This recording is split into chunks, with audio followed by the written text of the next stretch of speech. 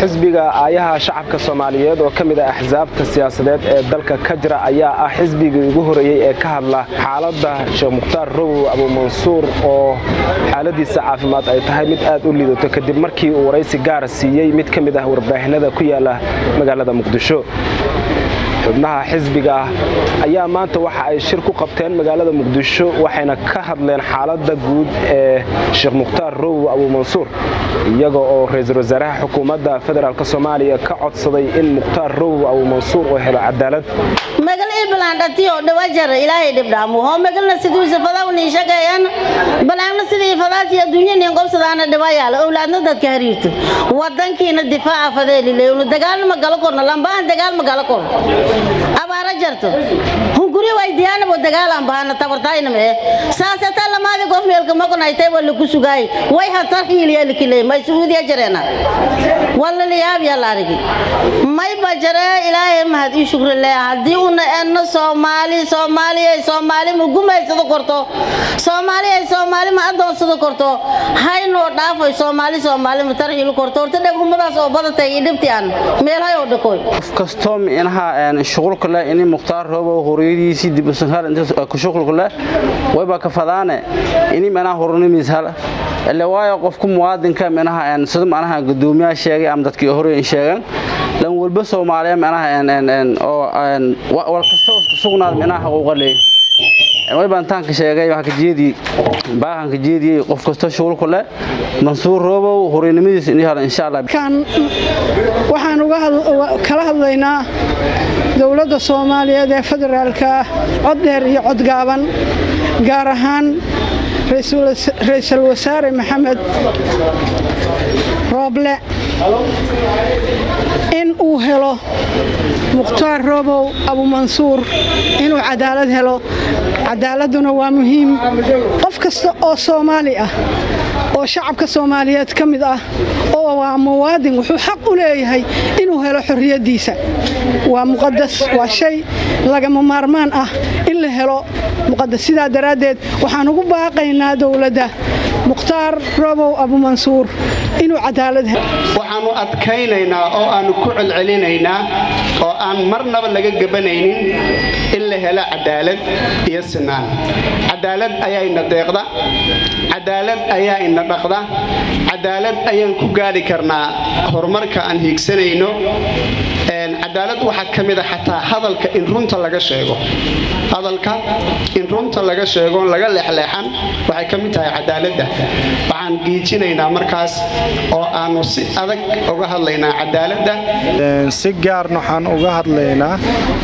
ilaalinta xuquuqda muwaadinka Soomaaliyeed meel walba uu joogo qof kasto Soomaali ah ha noqdo dambiile ama yuusan noqonin wuxuu leeyahay xuquuq ayuu leeyahay xuquuqdaas aan kaga hadlaynay shirka markii uu soo gabagaboobay waxa laga soo saaray warmurtiyeed oo ka kooban ilaa iyo dhowr qodob waxaana warmurtiyeedkaas warbaahinta u akhriyay afayeenka guud ee xisbiga aayaha shacabka Soomaaliyeed Cabdi Daahir Diiriye xisbiga aayaha shacabka Soomaaliyeed waxa uu si dhow u daraaseeyay xaaladaha iyo duruufaha kala duwan ee ugu dambeeyay ee dalkeena soo wajahay kuwaas oo isugu jira guulo qaran oo dalkeenu gaaray sida ku guuleysiga kiiska dacwada badda iyo xukunkii taariikhiga ahaa ee ay ku dhawaaqday maxkamadda cadaaladda adduunka ee ICJ sidoo kale waxa uu xisbigu si dhow ula socdaa xaaladda colaadeed ee dagaalada nasiib darrada ee ka socda magaalada Guraceel xaaladaha abaaraha ee gobolada dalkeena soo wajahay go'doonka ay ku jiraan gobolada Bakool gaar ahaan magaalada Xudur oo raashinkii daruuriga ahaa ee shacabku u socday laga gudbay sidoo kale xaaladaha cadaaladeed ee shacabka Soomaaliyeed iyo gaar ahaan cadaaladda uu baahan yahay muwaadin Mukhtaar Robow iyo xaaladaha sadbursidoonka cadaalad darrada ku dhisan ee ka socda gobolka Shabeellaha Hoose iyo wixii la mid ah sidaa awgeed waxa uu xisbigu soo saaray baaqyadan hoos ku qoran kow in Sheekh Mukhtaar Roobow uu helo cadaalad uu la siman yahay ummadda Soomaaliyeed loona cadeeyo xaaladiisa caafimaad dadka iyo dadyooga Soomaaliyeed labo in xisbigu ka xun yahay dagaaladii ka dhacay magaalada Gurceel ee gobolka Galgaduud saddex in go'doonka gobolka Bakool laga qaado ama maamulka hadda jooga meesha uu baneeyo si loo helo maamul ku shaqeeya rabitaanka shacabka gobolada Koonfur Galbeed ee Soomaaliya waxaan ugu baaqaynaa waa qodobka afraad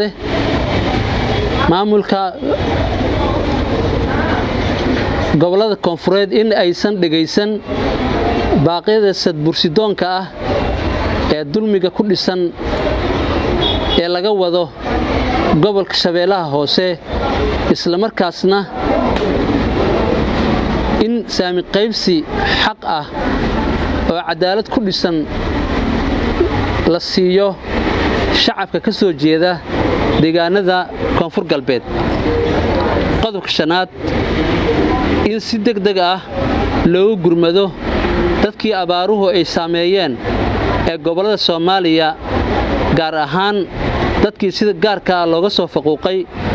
gobolada waqooyi ee Soomaaliya gaar ahaan magaalada Lascaanood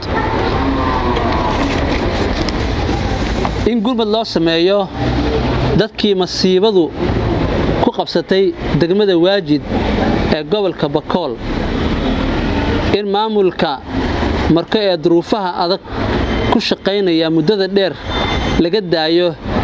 cadaadka siyaasadeed loona madax baneeyo hawlihiisa gaarka ah qodobka